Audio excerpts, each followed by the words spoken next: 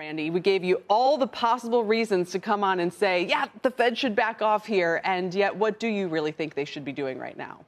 They should not back off here. The reason that they've had the successes that they've had is because they've been on a very clear path to try to rebuild their credibility after saying, oh, all this is transitory. It's not going to be with us that long. Well, a year later, we're getting inflation, CPI inflation, 8 or 9%.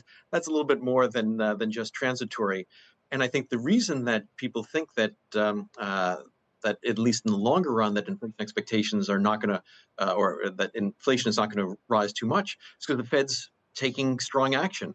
If they pivot now, I think all that's lost, and it'll be like the late 70s when they pivoted, and then inflation expectations exploded, and they had to bring interest rates to double-digit levels. It seems though there's still a communication problem because you, me, others might say, as long as they win this battle with inflation, whether or not a recession happens is beside the point. Whereas the credibility you're talking about with the public may rest on the Fed avoiding a recession. Do they need to address that?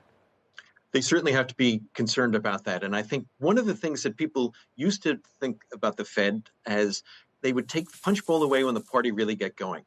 That was what the Fed did for 80 years. For the last 25 years, what does the Fed do? They're like a good neighbor, the Fed is there if there's a downturn. So people have to realize that the Fed's mission is to make sure that inflation doesn't get out of control, and that's really devastating if it does. I mean, look at countries like Argentina. They're not going to say, "Oh, gee, the Fed should pivot." They have economic devastation because they have high inflation.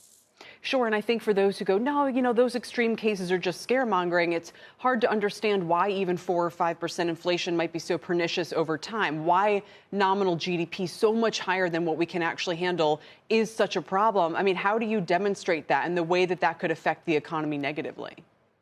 Yeah, sure. You don't want to go just to the extremes, but it reminds us that things can get out of control, and I think it's really clear what happened in the late 1970s, early 1980s in the U.S. when the Fed lost credibility. Then they had to bring interest rates up so high to bring rates down. Because if the Fed loses credibility and inflation is at 5 or 6%, then it goes to 8, 9, 10%. And as the Fed tries to bring the inflation rate down, that's really painful because workers are still demanding 6, 7, 8%. Inflation is only 4%.